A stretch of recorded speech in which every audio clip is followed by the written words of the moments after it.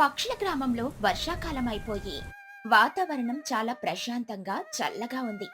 పక్షులన్నీ ఎప్పుడూ వ్యాపారాలు పనులు చేసుకుంటూ బాగా అలసిపోయాయి. ఒకరోజు సాయంత్రం అందరూ విశ్రాంతి కోసం లూసి పౌరం ఇంటి అరుగు మీద కూర్చొని సరదాగా కబుర్లు చెప్పుకుంటున్నారు. తుని పిచ్చుక నిట్టూరుస్తూ, అబ్బా, రోజు ఉదయం లేవడం, వంటలు చేయడం, వ్యాపారం చూసుకోవడం, ఇదే సరిపోతుంది లూసీ. మన జీవితంలో కాస్త సరదా వినోదం లేకుండా పోయింది. ఎక్కడికైనా ఊరు దాటి వెళ్తే బాగుండని అనిపిస్తుంది. అవును తుని, నేను అదే అనుకుంటున్నాను. మనం ఎప్పుడూ ఈ అడవి, ఈ చెట్లు తప్ప బయట ప్రపంచం చూసి చాలా రోజులైంది. మహీగ్రద్ద నవ్వుతూ, ఆ అయితే ఆలోచించటం దేనికి? పక్కనే ఉన్న పచ్చల కొండలకి ఒక ట్రిప్ వేద్దాం మనమందరం. అక్కడికి రైలు ప్రయాణం చాలా అద్భుతంగా ఉంటుందట. కొండల మధ్యలో నుండి లోయల పక్క నుండి రైలు వెళ్తుంటే భలే మజాగా ఉంటుందని నిన్న ఊళ్ళో వాళ్ళు చెప్పుకుంటున్నారు. వావ్! రైలు ప్రయాణమా? నా జీవితంలో నేను ఎప్పుడు రైలు ఎక్కనేలేదు. ఇల్లు వెళ్తూ పాటలు పాడుకుంటే భలే ఉంటుంది. ప్లీజ్ మహి గారు, ఖచ్చితంగా వెళ్దాం. చిచ్చుకాకి ఆలోచిస్తూ, ఆ, రైలు ప్రయాణం అనగానే బాగానే ఉంది కానీ దానికి టికెట్లు కొనాలి కదా. ఒకరికి కనీసం 100 రూపాయలైనా ఉంటుందిగా. మనం అందరం వెళ్ళాలంటే చాలా ఖర్చు అవుతుంది. అంత డబ్బులు దండక చేయడం అవసరమా? "ఆ, ఏంటి చిచ్చు, ఎప్పుడు డబ్బులు వ్యాపారం గురించేనా నీ ఆలోచన? జీవితంలో ఇలాంటి ప్రయాణాలు ఇచ్చే ఆనందం ముందు ఆ ఖర్చు ఎంత చెప్పు. ఈసారికి నా మాట విని అందరం కలిసి వెళ్దాం. మీ అందరి టిక్కెట్ల సగం డబ్బులు నేనే పెట్టుకుంటాను." సూపర్ మహి గారు, మీరు సగం పెడితే మిగతా సగం మేం వేసుకుంటాం. పిల్లలకి ఎలాగో హాఫ్ టికెటే కదా. అయితే రేపు ఉదయం 10 గంటలకి అందరం పచ్చల కొండలకు బయలుదేరుతున్నాం. డన్. ఇక మరుసటి రోజు ఉదయం పక్షులన్నీ ఉత్సాహంగా రైల్వే స్టేషన్కి చేరుకుంటాయి. ఎవరి చేతుల్లో వాళ్ళ చిన్న చిన్న బ్యాగులుంటాయి. కాని చిచ్చుకాకి మాత్రం ఏకంగా 4 పెద్ద సంచులు మోసుకుంటూ ఆపసోపాలు పడుతూ వస్తుంది. ఏంటి చిచ్చు అవన్నీ? మనం వెళ్లేది ఒక్కరోజు పిక్నిక్ కి మాత్రమే కదా. 4 బస్తాల లగేజీ ఎందుకు మోసుకొనొచ్చావు? నువ్వేమైనా రైల్లో కాపురం పెడుతున్నావా ఏమిటి? చిచ్చుకాకి నవ్వుతూ, ఆ, నా తెలివి చూసి కొల్లకొక్కండి లోసే.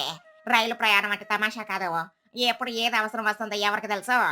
ఇందులో ఒక సంచి నిండా రకరకాల స్నాక్స్, ఇంకో సంచిలో 2 రకాల పచ్చళ్ళు, మూడో సంచిలో స్వెటర్లు, ఇక నాలుగో సంచిలో ఏకంగా గొడుగు, దీంట్లో కూడా తెచ్చుకున్నాను. రైలు పైకప్పు కారితే మనకి రక్షణ ఉండాలి కదా.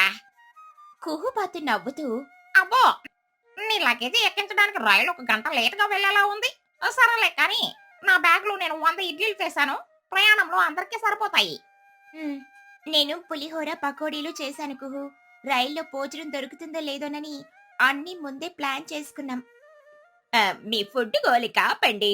అదిగో హారన్ వినబడుతోంది. రైలు వచ్చేస్తుంది. అందరూ జాగ్రత్తగా బ్యాగులు పట్టుకోండి. రైలు ఎక్కేటప్పుడు తొందరపడకండి. పిల్లలు చెయ్యి వదలకండి. ఇక చిప్ చిప్ అంటూ పెద్ద శబ్దంతో రైలొచ్చి స్టేషన్లో ఆగుతుంది. పక్షులన్నీ సరదాగా నవ్వుకుంటూ ఒకే బోగీలోకి ఎక్కుతాయి. రైలెక్కగానే అందరూ సీట్ల కోసం చూస్తారు. ఒకే చోట 6 సీట్లు ఖాళీగా కనిపిస్తాయి. అందులో 2 విండో సీట్లుంటాయి. చిచ్చుకాకి పరిగెత్తుకుంటూ వెళ్లి, యాహూ! కిటికీ సీట్ నాదే. నేను ఇక్కడే కూర్చుంటాను. ఈ కిటికీ గాలికి నా రెక్కలు భలే అందంగా ఎగురుతాయి. హే చిచ్చు, నేను ఎప్పుడు రైలు ఎక్కలేదు కదా. నాకు బయట ప్రకృతి చూడాలని ఉంది. చెట్లు వెనక్కి పరిగెత్తడం చూడాలని ఉంది. ప్లీజ్ కొంచెం పక్కకి జరుగు. ఆ విండో సీట్ నాకివ్వు. చిచ్చుకాకి నవ్వుతూ, ఆ, నేను జరగను గాక జరగను. నేను ముందే ఖర్చీఫ్ వేశాను. ఇక్కడ కూర్చొని నా స్నాక్స్ తింటూ వెళ్ళడమే నా ప్లాను. కావాలంటే అవతల కిటికీ దగ్గర కూర్చోకుహో. అవతలి కిటికీ దగ్గర నేను కూర్చుంటాను కుహు. నాకు గాలి తగలకపోతే ప్రయాణంలో ఖచ్చితంగా తల తిరుగుతుంది. మహీగ్రద్ద నవ్వుతూ, ఏంటో మీ గోల? కిటికీ సీట్ల కోసం చిన్న పిల్లల్లాగా భలే పోటీ పడుతున్నారు. సరేలే కుహు, నువ్వు నా పక్కన మధ్యలో కూర్చో. ఇక్కడి నుండి కూడా బయట వ్యూ బాగానే కనిపిస్తుంది. పైగా ఇక్కడ గాలి ఎక్కువగా కొట్టదు. అమ్మా, నేను కూడా కిటికీ దగ్గరే కూర్చుంటానమ్మా. సరేలే బుజ్జి, చిచ్చు ఆంటీ పక్కన కొంచెం ఖాళీ ఉంది చూడు, అక్కడ సర్దుకొని కూర్చో. ఏ, రైలు కదులుతోంది, రైలు కదులుతోంది. ఇక పిల్లలిద్దరూ కిటికీ దగ్గర కూర్చొని బయట వేగంగా వెనక్కి వైపున్న చెట్లను చూస్తూ మురిసిపోతూ ఉంటారు. రైలు వేగం పుంజుకుని కూ చుక్ చుక్ చుక్కుమంటూ ముందుకు దూసుకుపోతుంది. రైలు ప్రయాణం భలే హాయిగా ఉంది తుని. కదులుతున్న కొద్దీ ఆ చల్లటి గాలి పొలాలు చూస్తుంటే మనసంతా ఎంతో ప్రశాంతంగా ఉంది కదా. అవును చోటు, మనం ఎప్పుడో ఒకసారి ఇలా ప్రయాణాలు చేయాలి. మన పనులన్నీ పక్కన పెట్టి ఇలా అందరం కలిసి అంత్యాక్షరి పాడుకుంటూ కబుర్లు చెప్పుకుంటూ వెళ్తుంటే ఆ ఆనందమే వేరు. మహిగారు, మీ ఐడియా చాలా బాగుంది. ఈ పచ్చల కొండలో దారి అద్భుతంగా ఉంది. చెట్లన్నీ పచ్చగా భలే మెరిసిపోతున్నాయి. చిచ్చుకాకి 4 పల్లి పట్టీలు నోట్లో వేసుకుని నములుతూ, వ్యూ బాగానే ఉంది కానీ లోసి, ఈ రైల్లో ఒక వ్యాపారస్తుడు కూడా రావడం లేదు చూసావా?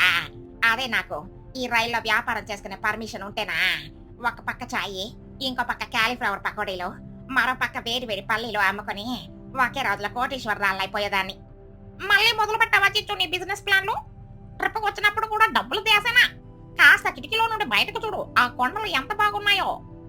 చిచ్చుకాకి సరదాగా, కొండలు ఎక్కడికి పోతాయి కుహ? నా బుర్రలో ఐడియాలు అలా వస్తూనే ఉంటాయి. అదిగో నా పక్క పోగేలో ఉన్న వాళ్ళకి నా చేతిలో పచ్చడి మురుకులు అమ్మి వస్తారాగు. నాకైతే ఎప్పుడే కౌంటర్ కళ్ళ ముందు కనిపిస్తోంది. మహీగ్రద్ద నవ్వుతూ, వద్దు చిచ్చు, నువ్వు ఎక్కడికి వెళ్ళకు.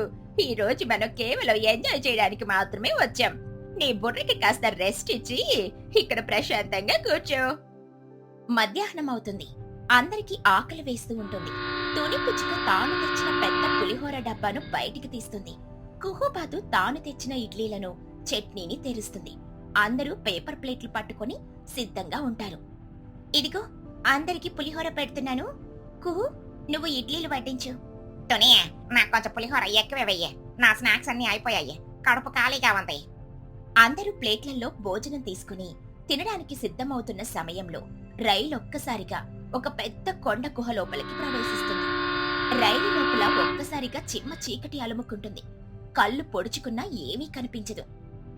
కుహుబాతు కంగారుగా, అమ్మ బాబోయ్, ఏమైంది? సూర్యుడు మాయమైపోయాడా? కరెంటు పోయిందా? నాకేమీ కనిపించడం లేదు. లూసీ పౌరం నవ్వుతూ, భయపడకు కుహు, మనం ఒక గుహ లోపలికి వచ్చాము. రైలు కొండ లోపలికి వెళ్తోంది కాబట్టే చీకటిగా ఉంది. ఒక 2 నిమిషాల్లో మళ్ళీ వెళ్తురొస్తుంది. ప్లేట్లు జాగ్రత్తగా పట్టుకోండి. తుని పిచ్చుక చీకట్లో తడుముకుంటూ, అరే, నా పులిహోరలో పులుపు లేదేంటి? ఓహో, నేను ఇడ్లీ తింటున్నానా? చిచ్చుకాకి చీకట్లో అరుస్తూ, ఎవరితో నా ప్లేట్ లో ఉన్న పులిహోర మొత్తంలో తీసుకుంటున్నారా? నా చేతిలో ఇందాక పెద్ద పెద్ద మొత్తం ఉండేది, అది మాయమైపోయింది. ఏంటి చిచ్చు, ఈ చీకట్లో పులిహోర ఎవరు దొంగతనం చేస్తారు? నీ చేతిలో ప్లేటు కింద పడిపోయిందేమో చూసుకో. మహీగ్రద్ద నవ్వుతూ, నా చెయ్యి మీద ఎవరో ఇడ్లీ పెట్టారు. కుహు, ఇడ్లీలు పంచుకుంటూ నా చెయ్యి మీద వేసినట్టున్నావు. అలా 2 నిమిషాల తర్వాత రైలు గుహలో నుండి బయటకొస్తుంది. మళ్ళీ ఫుల్ గా వెళ్తురొస్తుంది. అందరూ చూసేసరికి చిచ్చుకాకి చేతిలోని పులిహోర ప్లేటు కుహుబాతు ఒడిలో ఉంటుంది. కుహు ఇడ్లీలు మహీగ్రద్ద చేతిలో ఉంటాయి. కుహుబాతు నవ్వుతూ, అయ్యో, చీకట్లో ప్లేట్లు మారిపోయాయి చిచ్చు. నా ఇడ్లీలు మహిగారికి ఇచ్చేసి నీ పులిహోర నేను తీసేసుకున్నాను అనుకుంటా. చిచ్చుకాకి నవ్వుతూ, నా పులిహోర ప్లేట్ ఇవ్వవే బాబు. ఈ చీకటి గుహలో భలే మజాగా ఉన్నాయే. ఎవరి ఫుడ్ ఎవరు తింటున్నారో కూడా తెలియడం లేదు. అందరూ అలా ఆ సంఘటన తలచుకుని గట్టిగా నవ్వుకుంటూ ప్రశాంతంగా ఆనందంగా తమ ఇంటి భోజనాన్ని ఆ రైలు ప్రయాణంలో ఎంజాయ్ చేస్తారు. చిన్నుకాకి కిటికీలో నుండి చూస్తూ, అమ్మయ్యో, రైలు జర్నీ భలే ఉంది. మధ్యాహ్నం 3 గంటలకు రైలు మెల్లగా పచ్చలకొండల స్టేషన్ కి చేరుకుంటుంది. అందరూ తమ బ్యాగులు తీసుకుని ఉత్సాహంగా రైలు దిగుతారు. అబ్బా, ఈ ప్రదేశం ఎంత అద్భుతంగా ఉందో చూడండి. స్వచ్ఛమైన గాలి, చుట్టూ పచ్చడి చెట్లు, చల్లటి వాతావరణం, మనసుకి ఎంత ప్రశాంతంగా ఉంది. నిజమే లూసీ, మనం రోజువారి పనుల నుండి ఇలా ఒక బ్రేక్ తీసుకోవడం చాలా అవసరం. ఈ ప్రయాణం వల్ల మనందరి మధ్య ఉన్న స్నేహం మరింత బలపడింది. ఇప్పుడు కొంచెం సేపు దాగుడు మూతలు, అంతాక్షరి ఆడుకుని సాయంత్రం రైలుకి మళ్ళీ ఊరికి బయలుదేరదాం. చూసావా చిచ్చు, డబ్బులు ఖర్చయినా సరే ఇలాంటి ప్రయాణాలు ఇచ్చే సంతోషం ముందు ఆ డబ్బులు ఎందుకు పనికిరావు. ఇక్కడ ఎటువంటి వ్యాపార ఆలోచనలు చేయకుండా హాయిగా ఆడుకో. చిచ్చుకాకి నవ్వుతూ, నువ్వు చెప్పింది నిజమే మహిగారు. ఈ రోజు నేను నా బిజినెస్ ప్లాన్లన్నీ ఇంట్లోనే వదిలేసి మీతో పాటు హాయిగా ఎంజాయ్ చేస్తాను. ఈ రైలు ప్రయాణం, ఆ గుహలో చీకటి, మన భోజనాల గోల అన్ని భలే సరదాగా జరిగాయి. నెక్స్ట్ టైం కూడా ఇలాంటి ట్రిప్ ఖచ్చితంగా ప్లాన్ చేయాలి. పక్షులన్నీ ఎంతో ఆనందంగా ఒకే కుటుంబంలా ఆ పచ్చల కొండల్లో ఆడుకుంటూ పాడుకుంటూ ఆ రోజంతా ఎంతో సంతోషంగా గడుపుతాయి. సాయంత్రం అందరూ తిరిగి అదే ఉత్సాహంతో రైలెక్కి తమ గ్రామానికి చేరుకుంటారు. కలిసికట్టుగా సరదాగా చేసే ప్రయాణాలు జీవితంలో ఎప్పటికీ గుర్తుండిపోయే మధురమైన జ్ఞాపకాలని అందరికీ అర్థమవుతుంది.